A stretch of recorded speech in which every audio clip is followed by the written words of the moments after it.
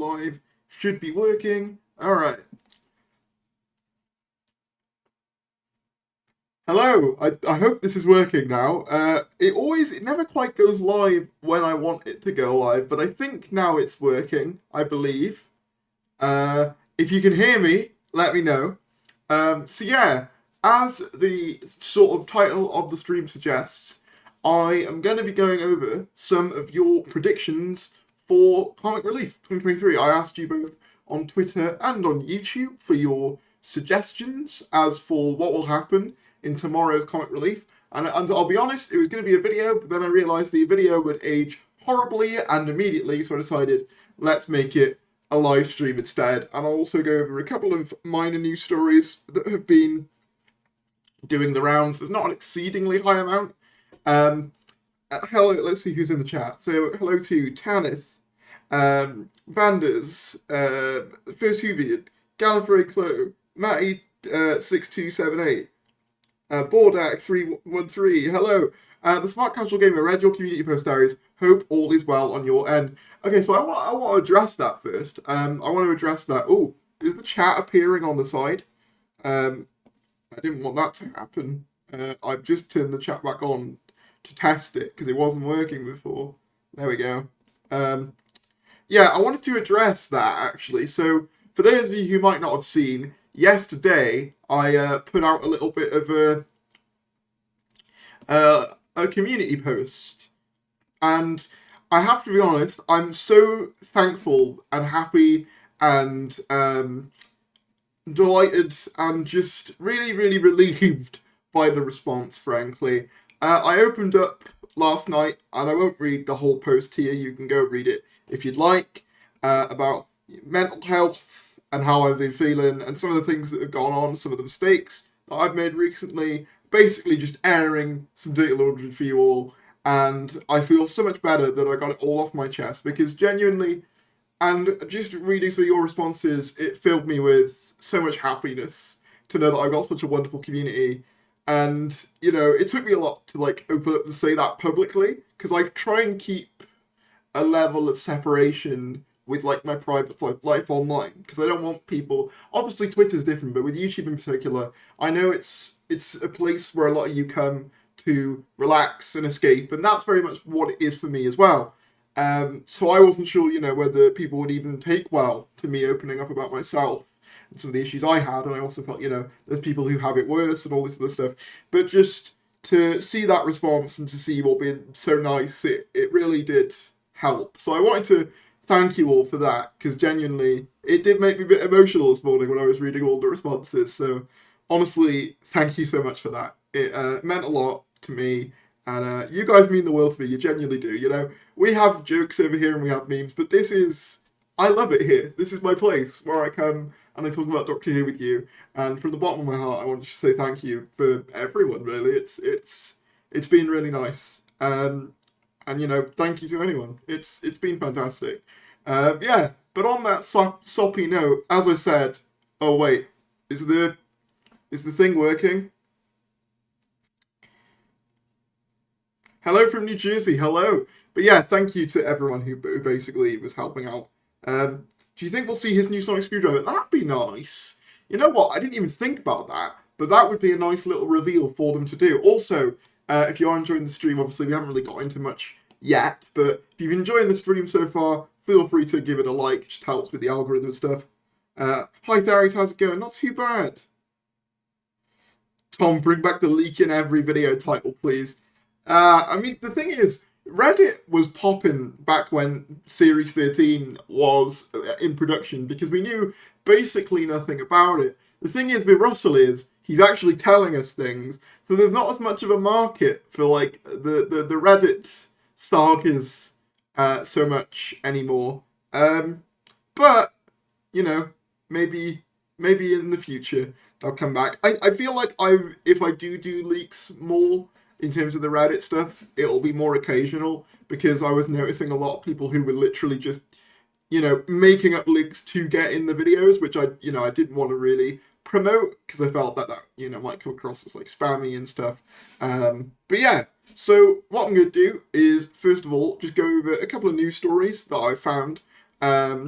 the main one I saw was Julie Gardner spoke briefly in the new Doctor Who showrunner magazine. Oh, oh, that made me jump. That. Oh, thank you, Madness Gaming. Oh, for becoming a member. That scared the shit out of me. I forgot that I had that set to do a thing. But yes, if you donate or you become a member or you subscribe during the streams, you get one of those little notifications that I've set up. I forget that I have that. But yeah, we're going to be going over some news stories, and it's going to be good. Hopefully this will work, yes. So yeah, the main one I want to highlight first of all, before we get into all the speculation surrounding the comic relief, is production notes from DDM Special 63, so the showrunner issue. I haven't read it myself yet, but I probably will. Friday, February 3rd, Doctor Who executive producer Julie Gardner watches the last 2 days rushes from the Christmas episode. That's the main detail I found. I don't know whether the Cult Box mentions anything more. I can take a look. Oh yeah, so in Doctor Who Magazine 63, Bad Wolf executive producer Julie Gardner was asked that she worries most about amid concerns about increased audience expectations in regard to production values seen in Marvel and Disney television productions. There's only one worry on Doctor Who: that production delivers on the extraordinary quality of Russell's writing, Gardner replied. He's writing amongst his best ever work. The scripts are big and extremely ambitious. The only other thing I have to worry about is that we get it right for him. We run to keep up. Russell T Davies is the showrunner. He's the beating heart of the creative offering that is Doctor Who. It's his vision on screen, which starts in his ideas for his episodes. He writes the majority of scripts and talks with the team about who and when additional writers come in. His creative decisions impact the budget and vice versa, so he's across the headlines of budgets and the dynamics of what happens on the day-to-day shoot. He's on every single casting email, and his voice is always the most important in the mix, but I'm happiest when he's in front of the computer screen writing. That's a bit no one else in our executive producer group can do. So yeah, a really nice little detail there. And then it talks again about the rushes from the episode 4.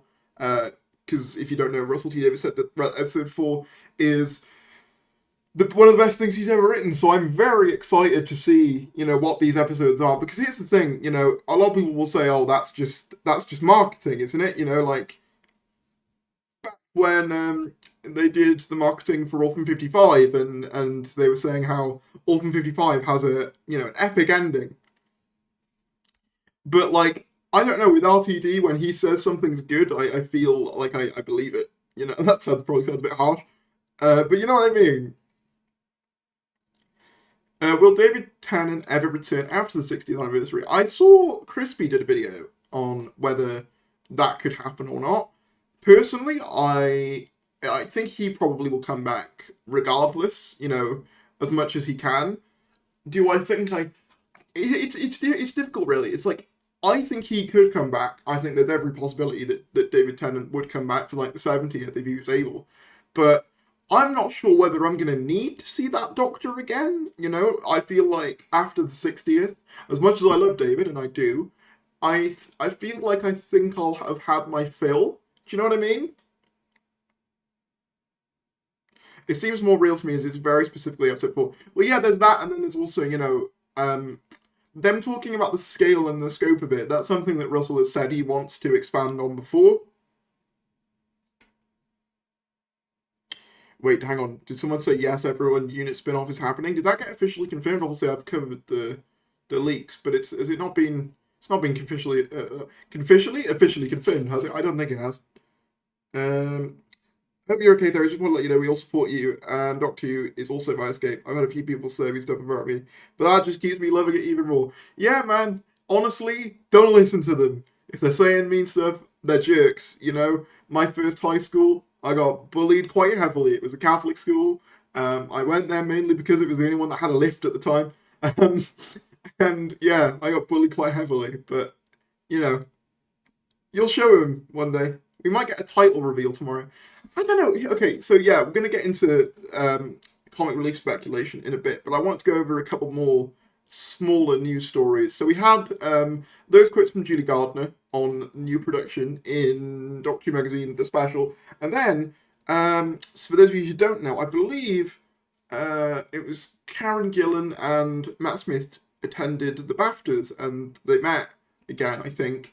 And I don't know where this quote was from, actually. It was from Digital Spy, which was 31st of March 22. Oh, last year. Okay. I'd only just... Oh, yeah, no, I think this quote does exist. But it was Karen Gillan on Returning to Doctor Who. Never say never. If I was asked, I'd be really, really interested and keen. It would be amazing. I'd like to do it with Matt Smith and Arthur Darvill if I was going to go back. So, yeah, Karen basically reiterating the sentiment that we've sort of heard from her before, that she would come back, provided it was with Matt Smith and Arthur Darvill. Arthur Darvill has touched the rims of Doctor Who since. He did that, I think, Centurion box set for Big Finish. So yeah, I mean, you know, they're personally like my childhood team. Sorry, my headphones just came a bit loose. They're personally my childhood team. So I'd be very happy to see them again. But you know, maybe one day, who knows? But yeah. The other thing I wanted to talk about before we get into stuff, so you may remember that my last video, we covered a potential new writer... Wait, has the chat moved again? Has the chat moved on scene 2? See, hold on. I think it's because I was playing around with aspect ratios. Not aspect ratios, sorry, resolutions. That was it. And that's why the chat's all higgledy-piggledy. But, anyway, what was we talking about?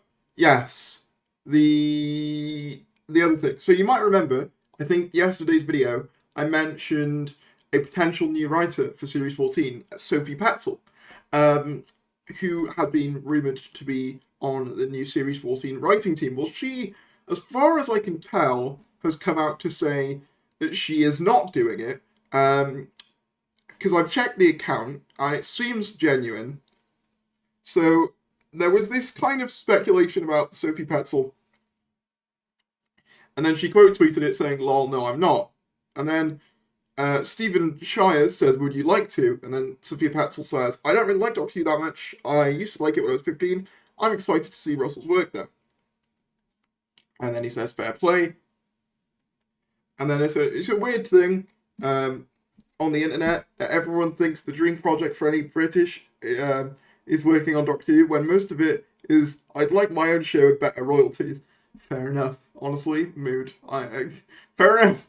But interestingly, there was this quote from her back in 2018 saying that the writer behind Channel 5's Gripping Blood wants to write an episode of Doctor Who. Jodie Whittaker is so phenomenal, says Sophie Petzel. So she has expressed interest in doing Doctor Who before. So either she's just doing a very, very deep Andrew Garfield, or she's just not doing it. Or the account's fake. But I've looked at the account before, and it looks pretty genuine. So I don't know. Who knows? I'll leave that one up to you. But yeah, those were like the main bits. Oh, there was one other thing, actually. Let me find it. It was to do with the Eaglemoss figure situation. It was announced that Hero Collector, obviously I know they're taking over, but they announced the continuation of the range with the Sontaran horse figure. Let me find that. That's the one thing I forgot. I always forget, like, one thing I want to talk about per stream, and then I have to, like, go finding it during the stream. I always forget one thing, at least, like, per stream. I don't know, if I'll just look up Sontarans and start from newest. So I think it was literally today that got announced. I've seen posts about it, but have I seen... I'll just use Gerard Groves' post. Yeah, so these guys got confirmed for a release by Hero Collector. I'm not going to lie, it's kind of adorable. World of Centaurans is probably my favourite Whittaker era episode.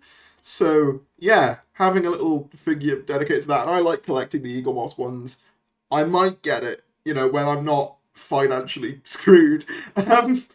But yeah, no, it's pretty cool. I do have, that's why I'm looking over there, because I've got a bunch of Eaglemoss stuff that you guys don't see, just off camera. I quite like collecting them. I don't know, actually, because obviously they said that this was something they already had in the works before Eagle Moss went defunct. I don't know actually whether they're going to make completely new stuff, or whether they're going to stick to the original design. Yeah, Atomize, I think I just said, it's not a continuation, it's all old stock that was produced before Eagle Moss went bust, but was never released. Yeah, so that's what I'm trying to say, that, like, so they're getting rid of the old stock, but what I want to know is, do you reckon they're going to, like, do, like, a new style, or do you reckon they'll keep it pretty similar to what Eagle Moss was previously? Are you excited for RTD2? Absolutely, absolutely. I know that some people have their concerns, and that's fair. I did a whole video actually fairly recently, like a day or two ago, I think. I've been trying to upload more in general, so I kind of I lose track. Talking about why I actually think the kind of appointment of the old crew in a lot of places is actually going to be beneficial for its long-term future in terms of the show itself, because that's something that's been a rather hotly debated topic among fandom, and I still stand by that. I think, honestly, like, obviously, the initial excitement with any new era is inevitably going to wane whilst you wait for the content. I'm still excited for it, obviously, but, like, I'm not as excited as I was, when things get announced. Maybe tomorrow some of that excitement will pop back up, but, like, of course I'm excited, but obviously because it's so long away, I'm not buzzing, at the moment, but I will be. It's just, because it is so long that the gap is so wide. But I'm glad, because I think I said in the previous video, I'm like 99%, obviously I don't even have like an insider to tell me this. This is just I've heard rumors about the unit stuff, but like, I'm 99.99999% sure that unit thing is legit. It just makes sense. Like, too many things are lining up for that not to make sense for me.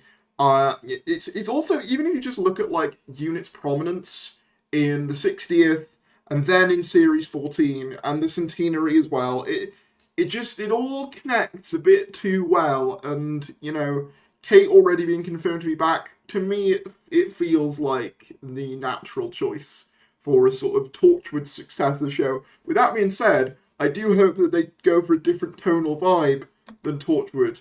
Someone suggested a more cop show type of deal, and personally, I think that'd be a really fun way to go about it and kind of fit with, because Russell is a very like a zeitgeisty writer. He's very much like or what's in the public zeitgeist and kind of using that to incorporate into like successful projects. And I think a sort of copy type, but it's unit instead of the police would be a fun spin-off.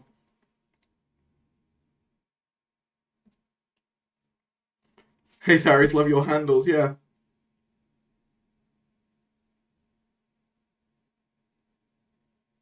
They were setting up a spin-off at the end of the... Yeah, they kind of were. I mean, didn't Russell... I'm pretty sure Russell saw the ending of Power of the Doctor in advance, right? So chances are he probably did have some influence over that, I would assume.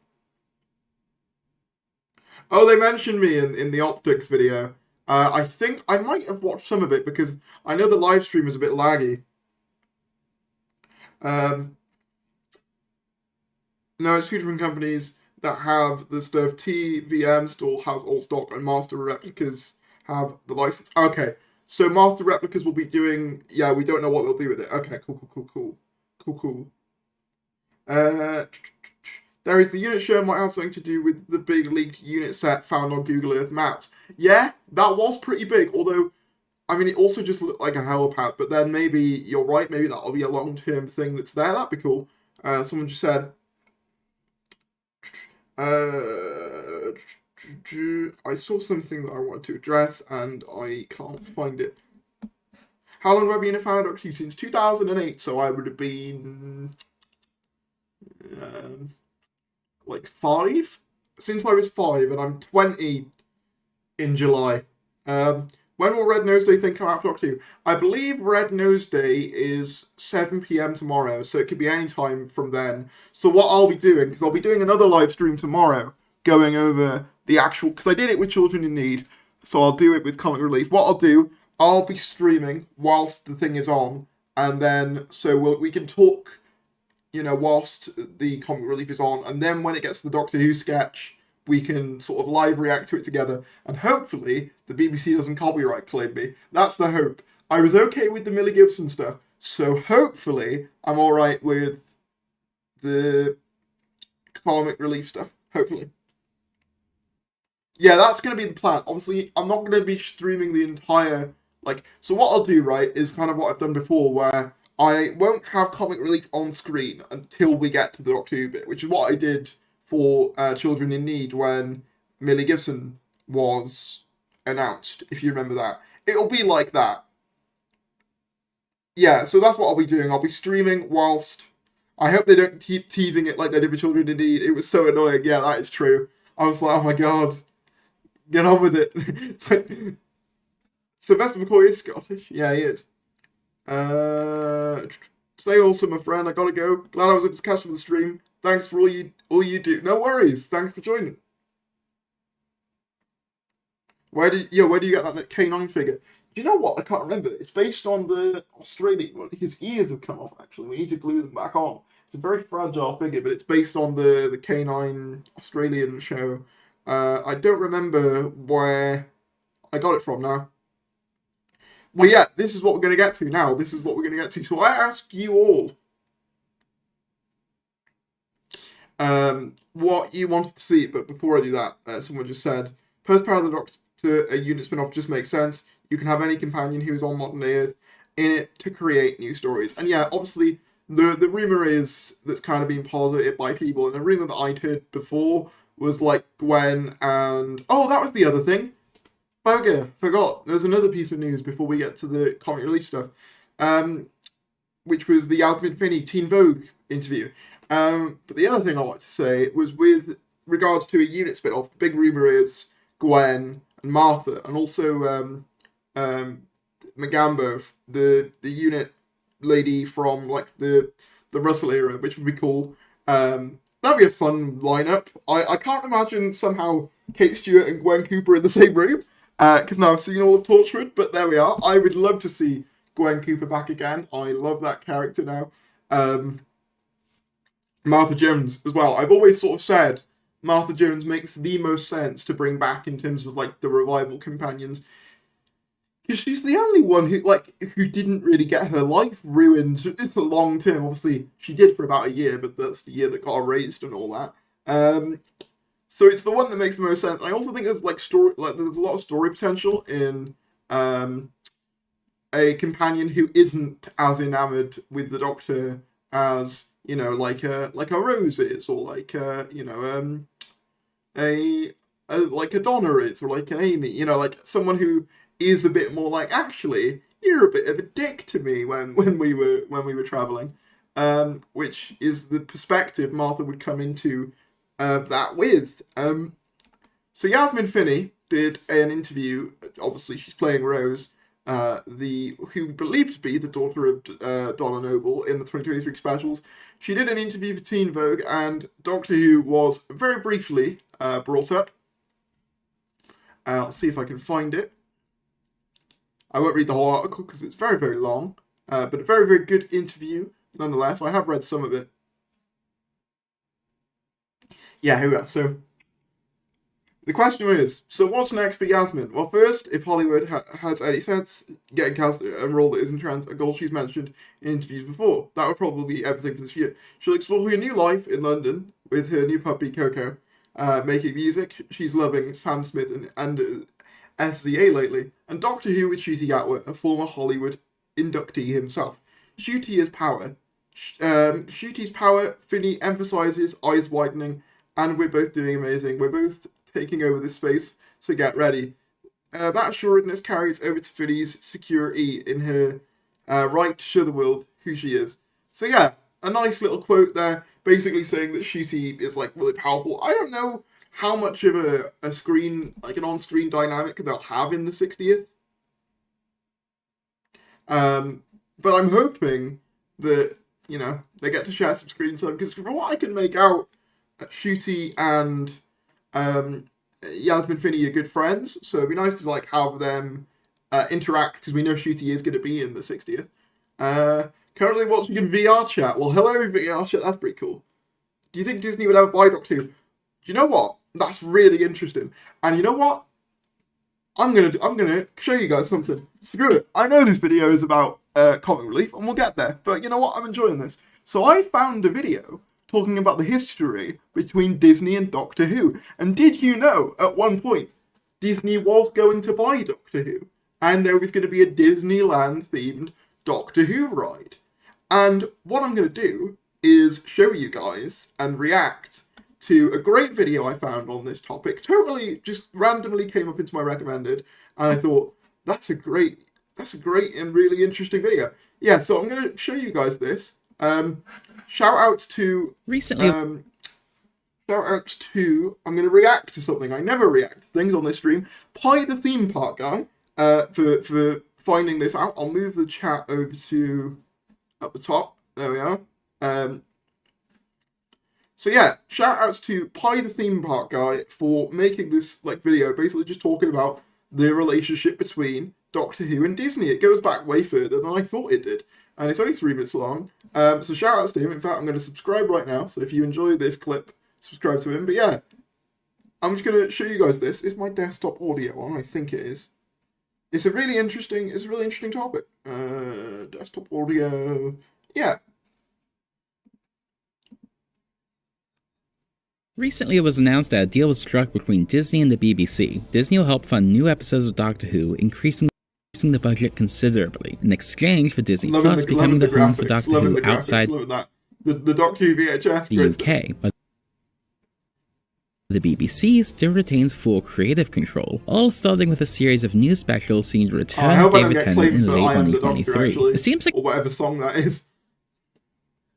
A great deal. Interestingly, this is not the first time that Doctor Who and Disney have crossed paths. To know that history, first we must travel back to the early days of Disneyland in the late 50s. The Doctor was actually planned to visit Disneyland for an episode, but that was... I did some research on this after the fact. Apparently, there was going to be an episode where the Doctor visits Disneyland, but it was decided as being too costly, so they never did it.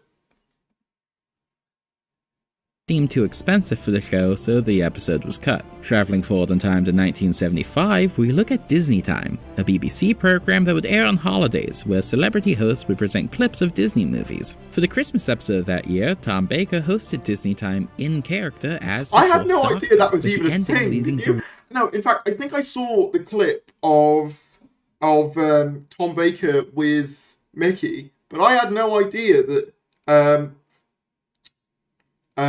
they did a whole a little cameo on a BBC show called Disney Time. I had no idea that was a thing. I just had no idea where that image was from. Directly into the premiere of the 13th season. I was passing Mars this morning, and I suddenly remembered that this is my last real holiday of a very long time.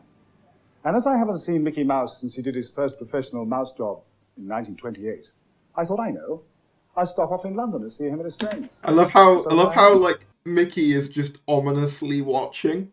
What does he know? The mouse sees all. The mouse knows all. He knows all. One day he'll have you, Doctor. He'll have you in his grasp. Here I am. Continuing our time-space odyssey, the biggest part of the story takes place in the 1980s. Disney CEO Michael Eisner was seeking to expand Tomorrowland and Disneyland, and thought a deal with a major sci-fi brand would be the best way to do it. At the time, not much was going on with the Doctor Who franchise, but still had a passionate fan base. This looked like a deal that could be mutually beneficial, helping to revitalize both Tomorrowland and the Doctor Who IP. Disney's plan was to buy Doctor Who from the BBC, build an exciting new ride in Disneyland, and use the opening ceremony of the ride to announce how who mad was is playing the next that? There Doctor. could have been a reality where instead of, because it'll tell you who they partner with for the ride in a sec, which makes it even crazier, but there could have been a reality where Doctor Who was partnered up with Disney for a ride, and then they made a bunch of movies with the Doctor Who IP. They not only partnered up, but Disney would have bought Doctor Who. What a strange reality that would have been. And what's even crazier is who they went with in the end. Then, that actor would go on to star in a new Doctor Who movie series made by Disney. For better or worse, this deal never happened, so Michael Eisner had himself just making a deal with some random Flash Gordon ripoff. This is what started the Disney Lucasfilm relationship, which eventually led to the acquisition of Star Wars by Disney. So there could have very well been a reality where Doctor Who took the place of Star Wars and became Disney's sci-fi acquisition, which I just think is kind of mad. Like, don't get me wrong, I'm kind of glad it didn't happen, because as much as I think a Disney park attraction for Doctor Who would be really, really cool, I also think, like, Disney Doctor Who just...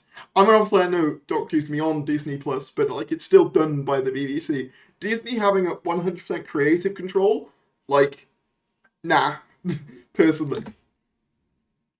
New Tomorrowland attraction. Thanks to Disney historian Jim Corcus, we know a bit so then about they go Disney's into the plans Doctor for Who the ride. Doctor Who ride if it had been built. Guests would enter in through the TARDIS, which would use some clever effects to hide a show building behind it, giving the illusion that the tiny police box was big on the inside. It's bigger. I'm definitely getting to go get claimed at some point. Guests would then weave through the iconic I hope control not, room but- before making their way to board their vehicles for a dark ride that would take them on an adventure through time and space. While the loss of a Doctor Who ride at Disneyland is sad, looking back it's probably for the best that the deal fell through. But it is fun to speculate about the alternate timeline where Disney has owned Doctor Who That's so since the weird that, like, mid-80s. you could have had, like, Doctor Who next to, like, all those characters. Did they do a deal with Ninja Turtles? I guess they must have done at some point. plans for a movie back then, but what past that? Would we have seen a soft reboot movie in the early 2010s? Possibly as one of those Johnny Depp wears a funny hat Oh my and god, acts they kooky so would films do that as Disney well. loved back That is so how they would do it. then. Would Sora, Donald, and Goofy have fought alongside Doctor Who instead of Tron in Kingdom Hearts 2? If Disney and Lucasfilm never worked together on Star Tours, establishing their bond early on, would George Lucas have sold Star Wars to Disney at all? Instead of Galaxy's Edge, would we have gotten Gallifrey's Edge? Mad, It's fun. right? That literally, through the butterfly effect, there is an alternate timeline where Disney bought Doctor Who, and it could have very well taken the place of Star Wars. That is mad to me. I'm still glad it didn't happen in retrospect, but... Fun to speculate like this, but at the end of the day, that alternate reality would have likely wound up in the same spot as our real one, with the sci-fi series making its way to the Mouse's streaming service. Meaning that whatever wibbly-wobbly, timey-wimey stuff happens, the Doctor coming to Disney Plus might just be a Yeah. fixed point in time. Well done to Pie, the theme park guy, for finding that out, because I had no idea that was a thing, and it fascinated me. So, well done to him. I thought that was fascinating. That would be the worst timeline. I am very much in agreement. I'm not a fan of that being the timeline, and I'm glad that it wasn't. However, part of me is like, man, that is just so weird, isn't it? That, like, you know that bit in, like, The Simpsons, where, you know the time-traveling toaster episode? Very random. I think it's part of Treehouse of Horror. Basically, Homer constructs, like, a time-traveling toaster, and, like, steps on a butterfly, and then all of a sudden, like, Ned Flanders rules, like, the world. That's literally could have happened, and Doctor Who could have been...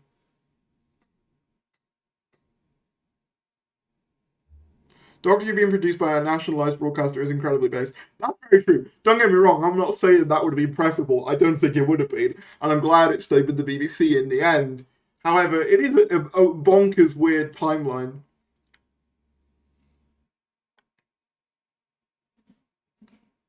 Although, a Gallifrey's Edge does sound kind of sick, I'm going to be honest. They would cast an American actor. Yeah, I think the guy in the video mentions... who they might have cast, actually. I didn't want to play the end because they played the theme, and I'm almost certain that would get me claimed. But I think they were like, oh, maybe like they might have ended up casting like Robin Williams. It's like, yeah, they probably would have. I wouldn't want an American. That's one line that I feel like Doctor Who cannot cross, in my opinion. I am sorry to any Americans watching, right? But you get all the superheroes, all the Marvel ones, the DC ones. Then again, I suppose a lot of them are played by Brits, but they're mostly American-based, like Spider-Man, Superman. Obviously, I know Superman lives in Metropolis and Batman lives in Gotham, but they're both implied to be in fictional America of some variety. So, you know, let us just have the Doctor. Let us have the Doctor. Do you think Doctor Who releases on Disney Plus will become even huger than it is now? Oh, absolutely. I think personally, right? So a lot of people talk about... yeah, sorry, Tanith. I'm not offended at all. Fair enough. Yeah, no. I think a lot of there's a lot of talk about like TV ratings even now. You know, a lot of people talk about TV ratings and how important are they in this modern age. And whilst I don't think that Doctor Who will do as well now as it did back then in terms of viewing figures, because it just won't, because like the inevitability is the fact of the matter is less people are watching terrestrial TV. It's just true. But I think those numbers could well be made up for by Disney Plus. Obviously, I know Disney Plus doesn't have historically high viewing figures for individual shows. However, it does have an install base of what, like 80 million? Like, I think that will be huge for the show internationally.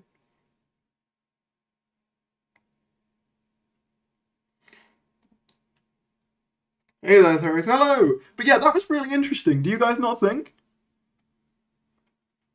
Doctor Who TV movie as a whole series would be in that Disney universe.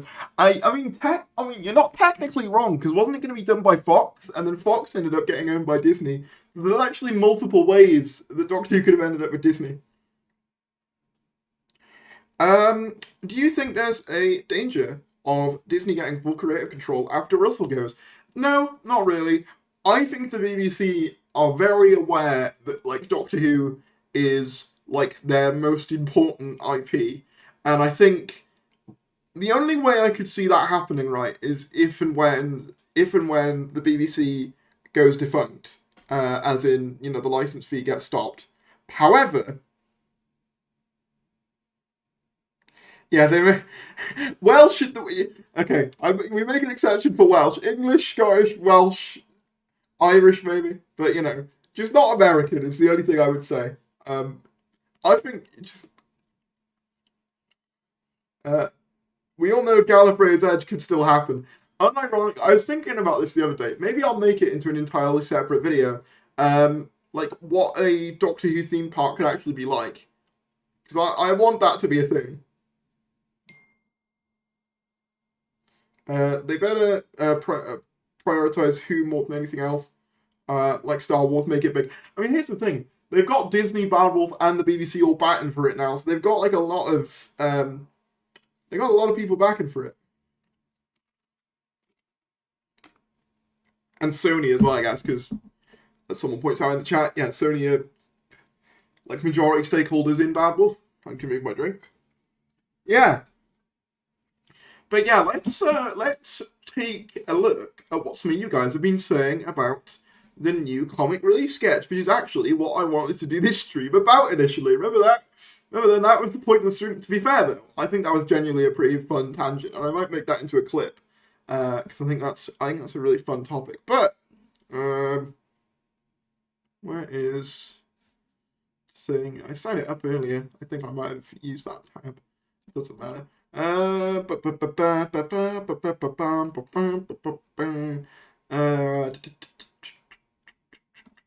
we are. Right, so I asked you on both Twitter and on YouTube what your theories were for what the comic relief sketch is going to be for Doctor Who, or if there's going to be one, or what the involvement for Doctor Who at comic relief is going to be in general. And can I just make the point? I know that the new red nose is environmentally friendly because it's paper and stuff, but I'm just not a big fan of it. I miss when red noses had faces on them. That was the best bit. Like, when you get all different faces. But yeah. Daft sketch, of course, in which 14 materialises in Tennant's dressing room and has to masquerade as DT for his presenting sin, then gets back into the TARDIS and resumes hostilities against the bad guys in his own universe. Yeah, I think something like this is the most likely. Something where, because obviously we know David Tennant is one of the hosts for the event, and, you know, I doubt he's going to be wearing... My phone just did a bleep.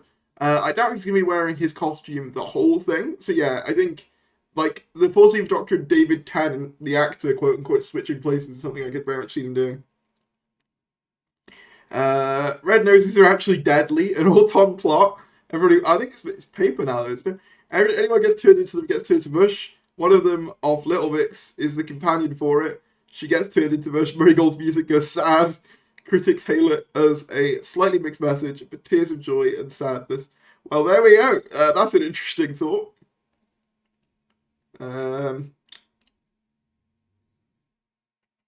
I did see some people suggesting maybe a small cold open to the show with David and Lenny, and a small clip for the 60th. Okay, so I've seen a lot of people speculating that we'll get some form of trailer of some variety. That's what I've seen a lot of people talk about. Personally, I don't think we will. And the reason I say that, and it's not because I don't want one, because I absolutely 1,000,000% do. But, oh wait, am I blurry? I shouldn't be now. But the reason I say that is because we just had one at Christmas, and I feel like they would see it as too soon to do another one. Because we still have, 8 months to go? It feels like a long time, until then. And I feel like they might save their next trailer until summer with Comic-Con. That's what I think they'll do. If we get a clip or we get a trailer, I'll be very happy. Don't get me wrong. I'm not going to be complaining if we do. I'm just not going in expecting that because I feel like chances are it's probably going to be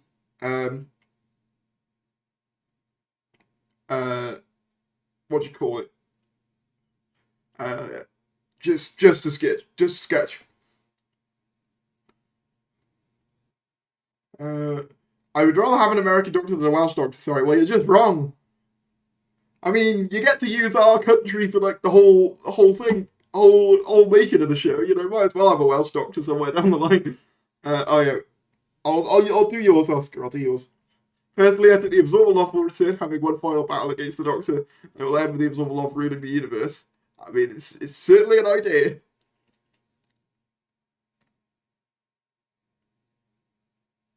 I presume at the start of the show they'll have a little sketch with the 14th Doctor as the opener. See, I can't see 14 being the opener. I think they'll probably save it until later.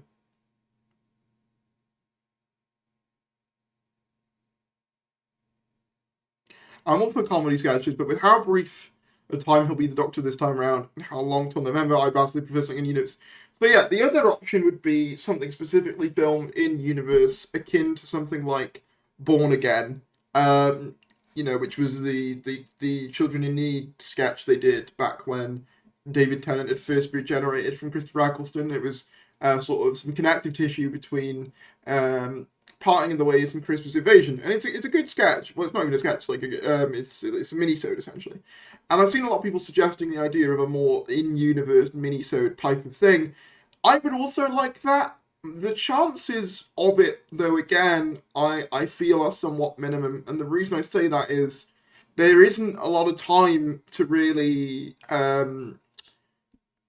fit in like I guess, like an in-universe thing, because literally, I think the Liberation of the Daleks comic story, which I've seen some people bring up when talking about the comic release stuff, takes place literally 10 minutes after, like, the Doctor regenerates from Jodie. Like, it's instantaneous, and I don't think there's going to be that much time between Power of the Doctor and the 60th, when it comes to it. So I'm not really sure how you do a mini-sode without, tripping over yourself or revealing too much, or because I don't know whether they'll want to reveal like the new TARDIS in like a comic relief sketch. I doubt it. Like the difference with Born Again was we already knew what the TARDIS looked like.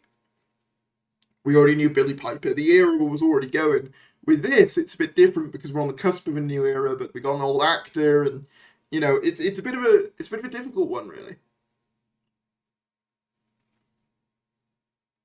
Someone said could just be a scene after Power of the Doctor and just before the second panel of the Liberation of the Dalek. Clearly there's space to be used there, plus it would be a lovely sketch. If the sketch ended directly matching the comic's first panel. Interesting, I mean, possibly. I'd like to see a sketch where he gets rid of Jodie's TARDIS, because personally, I mean, obviously I know that set doesn't exist anymore, but it'd be really funny. Born Again 2, maybe Born Again 2, maybe a trailer, maybe another announcement. That's another thing I've seen people suggest, the idea that actually they could do another announcement, like someone said in the chat earlier, like a title reveal, or I don't know, I don't really know what else you do.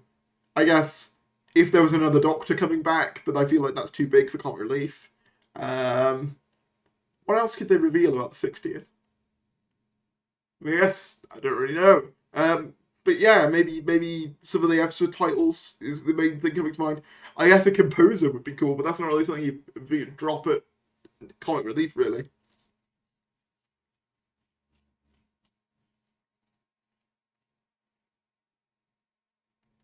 Um, Lenny Henry is supposed to present Red Nose Day, but he regenerates into / is replaced by the 14th Doctor. That's how Tennant winds up presenting. That'd be fun. Like, he gets, like, either regenerated into him or...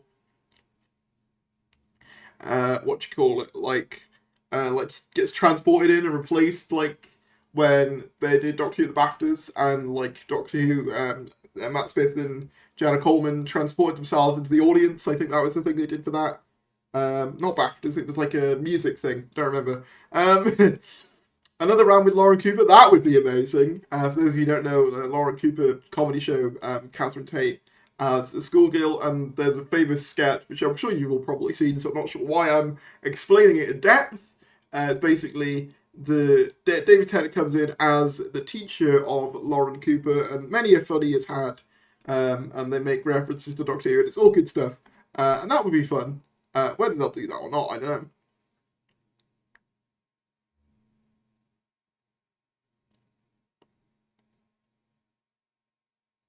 know. The Doctor appears and mentions that he's seen the 75th anniversary episode brought back in time a clip from the 60th first part, and the caption will be coming this Easter. I think you're being really optimistic there, because I'm 99.99999% sure it's all in November. But I'd love to be wrong, but I feel like if it was Easter, we'd have definitely heard something by now, even if it's just the first part. Okay, just imagine in a skit, David Tennant is hosting the show, and out of the cupboard, the 40th Doctor said, David, is it time to come out yet? It's like, no, get back inside the cupboard. I like that. That's good.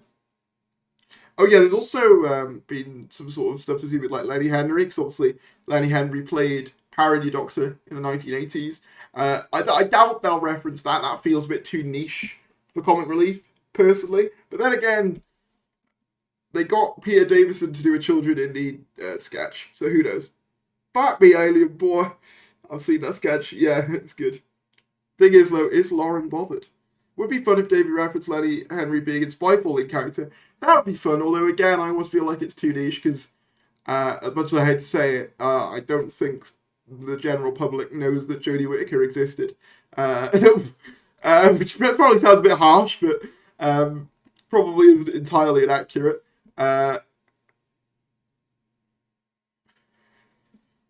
me see what the YouTube comments are saying. So I asked the same question on the youtube.com.org.net. Alright, y'all, what your theories for 14's involvement in Comic Relief? I don't know why I started saying y'all more in these posts. I think it's just easier. Seeing as these skits are normally performed on the TARDIS set, perhaps now might be the time to reveal the new interior. The skit could act as both a prologue to the 60th anniversary and an epilogue to Doctor Who's Liberation of the Daleks. Problem is, Liberation of the Daleks has not wrapped up yet. Like, it's not even close to wrapping up.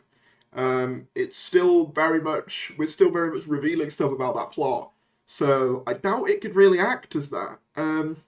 It begins with the Doctor rushing back onto an old Rovelock Studio set after the adventures of Liberation of the Daleks, and ends with the Doctor deciding that he needs to change and pressing a button to transform the interior into the new Bad Wolf set. I mean, it would be great to see the set transition in a Comic Relief sketch. However, I think that set has long since been destroyed. The only way they could probably redo it would be like a green screen, I guess. How good that would look, I don't know. I think we should expect a comical sketch first and foremost. However, we might get little bonuses like the first moments after the regeneration. Either way, it's the Doctor on our screens to bridge the gap until November. Very true. While I would love a minisode, I imagine it will be a sketch of some kind. Hopefully involved Lenny Henry will get a reference to his parody Doctor. Though I imagine if there's any reference involving him, it will be Spyfall. Fair. It's possible the 40th Doctor will only have a small appearance. I think it will be a relatively brief appearance. I remember a sketch where the nurses from Call the Midwife tried to help a modern day couple that ended with the 11th Doctor showing over the end. Yeah, I've seen that one. And more recently, we had Jodie and Mandip showing up a children in need in nurse outfits, and they were only on screen for about 10 seconds. Okay, can I be honest, that 2020 sketch wasn't very good. Like, it was quite lame. But, having said that, I hope it's not as brief as that. I think it'll be less brief than that, and the reason I say that is they've literally got David all in costume with his hair done up and all of that. I feel like it would be a waste not to do something somewhat significant with that. But I could be wrong.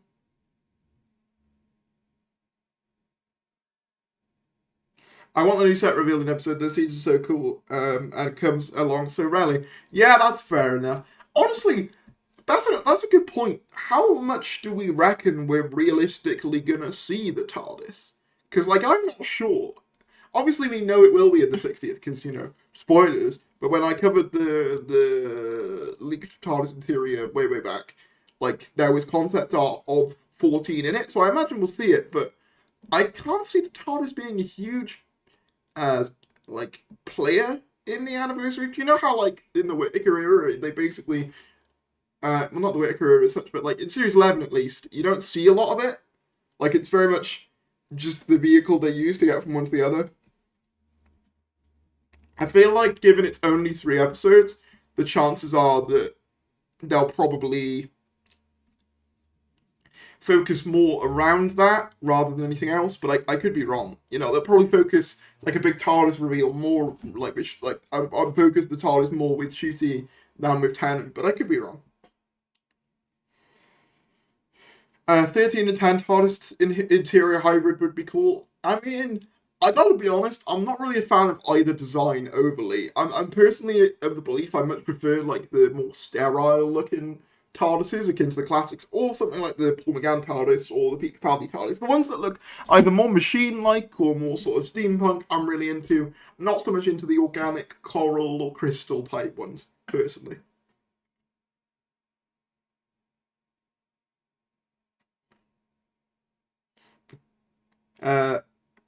Because the TARDIS isn't an orange mess with crab arms, I'm fine. To be fair, right, they did say in a recent edition of Doctor Who magazine that there was going to be drone shots in the TARDIS, didn't there? So that implies to me that the space is going to be very big and open, which is good. Because you couldn't have done drone shots in the Journey TARDIS. They've all knocked into all the poles. Or the crab arms, as someone said in the chat.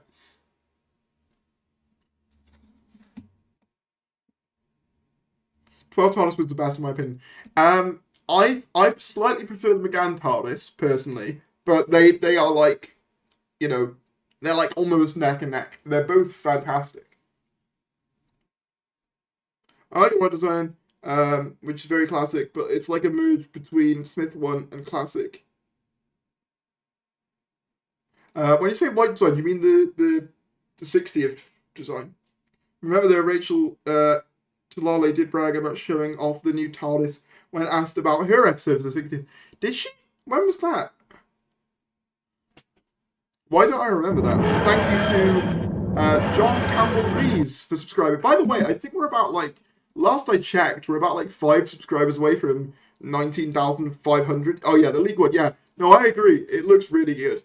I think if it's lit well, the League TARDIS, as we'll lovingly refer to it here, has the potential to be one of the best interiors if it's lit really well, and they put some nice furniture in it, like top tier. Yeah, I don't do any kind of cable or streaming, though I'm having 60 hours. Yeah, I'll let you know what's going on when it comes to the comic relief stuff tomorrow. As I said, I'll probably stream whilst it's on, and then when stuff happens, I'll be the first to let you all know. But yeah, if you are new and you have been enjoying this stream, or even if, you know, you have an account that's maybe not subscribed, we're like 3 subscribers off. We're on like 19,497, so yeah, any support there would be appreciated. She was when she was interviewed for DDA, I think, okay, interesting. I forgot that somehow. I don't doubt you though, I imagine she did say it, but I'm surprised nobody's noticed the tweet that Rachel made on the first sneak peek where she said all the shots were hers, meaning Ncuti's, in the first episode. Oh! Yeah, good point. good point. I didn't think of that. Yeah, you're all giving me. I'm subbed on 4 accounts. Make more. No, I'm joking. Don't do that.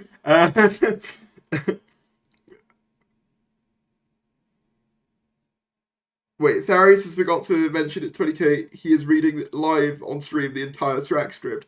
I mean, yeah. Well, I mean, we're not there yet. I think was there a time limit on that? I feel like there was. The McGann in theory would be great. I think I've told you guys this story, but I mean, maybe if people are new, they might not have heard it.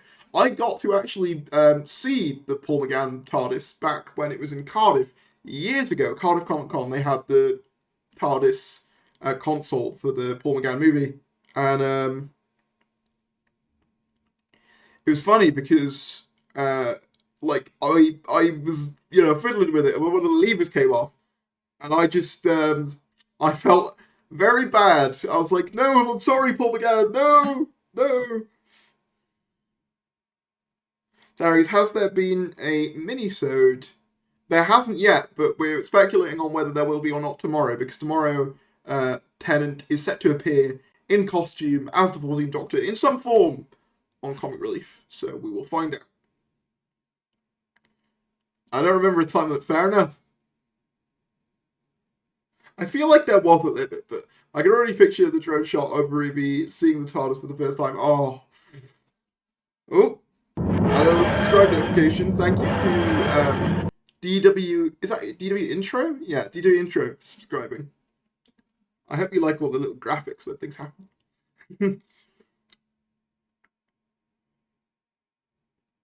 It looks like an old library. Which one?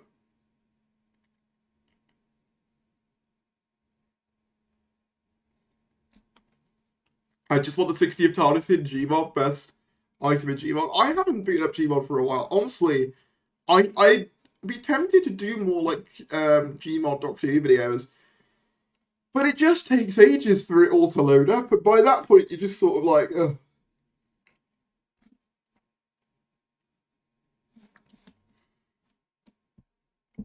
I broke the Hartnell console demat lever at the Doctor Who Science Place, lol.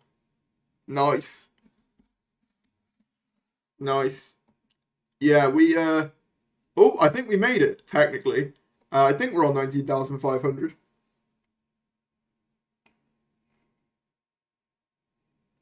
Sad I can't get BBC One on here. Depends where you are in the world, I guess. I mean, as long as, I guess if you're not in the UK, it's probably more difficult. But, as I said, I'll be streaming that night, so as soon as anything happens, you'll know. Through me, I guess. I'll be, you know what, I can be the BBC. And speaking of the BBC, it's not Doctor Who related, but can we talk about something? I need to talk about this. I need to talk about this, because this has been bothering me. It's been on my mind, and I'm going to talk about it. And what are you going to do about it? It's my stream. So, in case you weren't aware, in Britain, the BBC has 2 children's divisions, CBeebies and CBBC, and recently they brought out their brand rejig, plural. I won't go to the CBeebies one because I don't care as much, but guys, what is this? What is this? It's just text. I don't want to be mean, but you know, I don't work for the BBC. But like, this is so boring. I'm sorry. It's not giving fun, you know? It's giving text, you know, that they kind of, they show like a scene of the presenters with this parody logo, and yeah, I don't know, like, when you just compare it to, like, if I just find BBC logo. Like, we used to be a proper country. That's all I'm going to say. That is a logo. That right there, peak. If we go through the history of the CBBC logos, that one is, like, very dated. I mean, this is back when it was called Children's BBC. That one is just the BBC logo with a C on the front. The green balls, I'm not as, like, I mean, they're fine, but that green one, man, I mean, it says something that's still, like, the image associated with the channel all these years later. There's so many like images of this particular logo. I think it's like one of the best logos they ever did. The new one, boring. This, clean, fun, energetic, gives like Cartoon Network vibes, which is what you want for like a kids channel. You want something a bit more exciting. Not a big fan. You know, that's all I'm gonna say.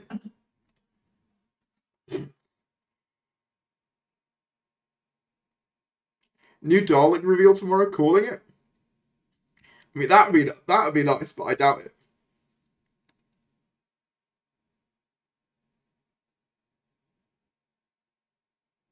Hello again, Terrace. Hi, Adam Walker. How you doing? Hope you're doing well. It's Screen's graphic design my passion. It's just so boring. Also, whilst we're talking about BBC and branding and all that sort of stuff, can we just talk about... There's something else I wanted to talk about. I was having this discussion with Jean-Luc Harry.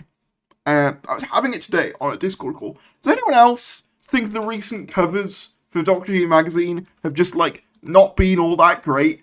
And I'm not even talking about it from, like, the discourse perspective of, oh, is Sarah Jane on the front or is she on the side? No, I'm talking about, like, the actual, like, visual design of them.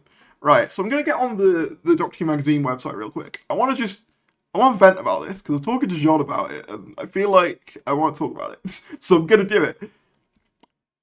So, here for the recent Doctor Who magazines, it goes in order, right? I think this one's probably the most clean that we've had, the Liberation of the Daleks one, which you can see here. Which looks quite clean, you know, looks quite clean, quite good, and all that. I haven't really got much issues with this. But, like, we go down the list a bit. Like, why is there so much text? Like, I know that they're trying to, like, promote stuff, and fair enough, but I just don't like how much text there is. Everything's, like, slightly different. Some of it's italic, some of it's not. And I mean, this isn't even, like, the worst example. Like, there's some of the text just... yeah, I mean, this one isn't too bad, but, like, this... Like, it just bothers me. I don't know what it is. Like, it just... The formatting? I don't know. Like, obviously this was a little while ago. This was when Shoot was announced. Like, the text just doesn't pop. The image is, like, bland, you know? Like, I'm not feeling a lot of these recent covers. Even just, like the Jodie era as well. Like, I'm not feeling some of these recent, like, Jodie era covers. Some of them are better than others, obviously. But then you go back to, like... I was looking at the older magazines, right? So you go back to about... You can go back... You can do this thing on the Doctor Who magazine website, which I discovered, where you can go through, like, all the magazines through all the years, right? And I saw these ones from... Let me find where they're from. I think... here? Wait, no. Sorry. That's not it. It'll be... I think somewhere there, probably. I imagine. If they'll come up. Yeah, look at these! Look how clean they are! Look at that! Big text, group picture. Oh, maybe not that one. Maybe that's not a good idea because it's got someone who's cancelled on it. But, okay, this one, right? This screams confidence. It screams, damn, this is sick. It's Doctor Who time. Bad wolf everywhere. It's epic. Fire, Dalek in the middle. The Doctor flanking him by the side. Big Supreme. It looks sick, right? And then, like, if we go back, hold on, and you go to, like, one of these, it's just, you see what I mean? You see what I'm getting at? Like, I think less is more. You know, graphic design, you know? Like, and don't get me wrong, you know, I'm loving this new era, but I just don't think we need all the text. I don't think we need it all. They feel weirdly clustered. And I like the logo. I don't think it's the logo's fault. A lot of people blame the logo. I just think they do too much text, and it's all different fonts, and it bothers me. This is the most, like, nerdy topic I think I've ever done on this channel, and it's saying a lot. But even, like, things with text, like this one, the Kylie Minogue cover for Voyage of the Damned, you're there like, that's a nice cover. Like, you know, you look at that, and then, you know, you go back to, like I said, a more recent one, again, like, pick a random one, go back up. Like this one. This one is Tenant Tate's return for the 60th. Do you know what I mean? Is this making sense to anyone except me?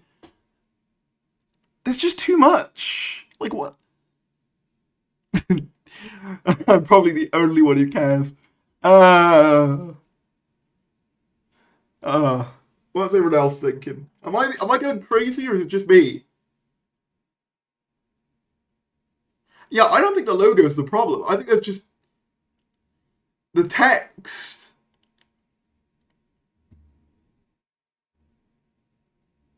Oh yeah, the Daleks renders were beautiful that they did for that cover. I absolutely agree. Less is more. You don't need all this text. It makes it look less confident in my opinion. And that's just my opinion, but personally, it makes it look less confident. Yeah, but I mean, you say sales are higher than we know they were for the David Tennant issue. I think it's fine. Fair enough. Maybe this is just a me thing, but they were also really high during the late David Tennant years as well. I don't know whether the text is really what's moving the material. I think it's more just now that Doctor Who magazine actually has content in it again. I just think there's a bit too much text on the recent issues, personally. That's my take on that. Like, and I don't even have to go back to Series 4 for all of these examples. They're just some of my favourite examples. If you go back to, like, sort of the late Capaldi years, we were getting some really nice covers. And this isn't even just a new era thing, because, like, if you look, this Series 11 one, like, as an example, because I think the same graphic designer has stayed, like, around since, like, I think late Capaldi, like, maybe like late Capaldi, early Jodie, they changed over and they've stayed. It's just all this, like, it's too much text, you know? Like, what is it with all the text? You compare it to, like, obviously that's probably not a fair example because that's the Christmas issue, but that's literally just him stood in the snow. But even, like, okay,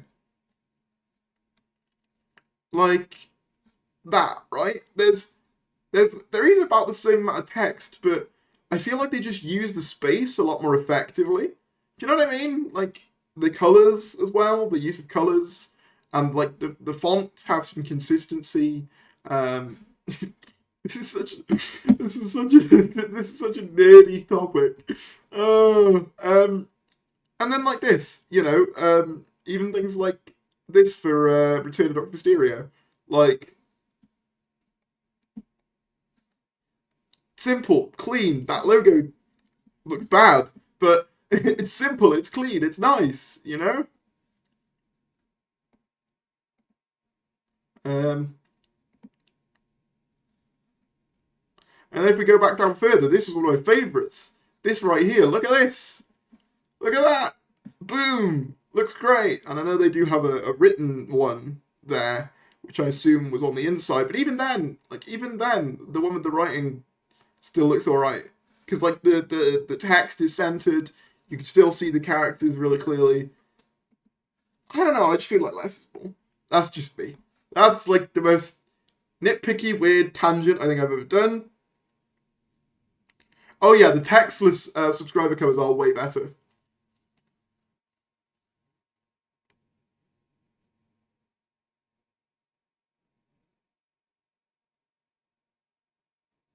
You know you're in too deep when you're discussing DWM graphic design covers. Yeah.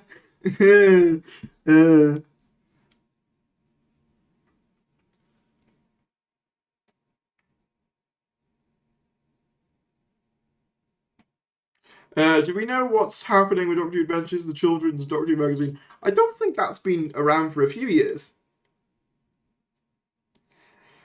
This is such a nerdy topic, says the person who has a Doctor Who YouTube channel. I mean, true, but this is nerdy even by that standard. Like, we're not even talking about, like, the main show. We're talking about, like, oh, the covers of the show. You know, it's just such a fan topic. But I don't know. It's been fun. Stream started 69 minutes ago. Nice. But yeah, actually, I think I'm going to about wrap it up there. But thank you all for tuning in. I am doing well. But yeah, thank you all for tuning in. I think that's going to wrap up this stream. If you did enjoy this stream, be sure to give it a like. Comment down below, I guess, even though I don't think it really matters on live streams. Subscribe if you're new. That would be great. I'll see you tomorrow when I stream the Red Nose Day stuff. Alright, take care everyone. Goodbye.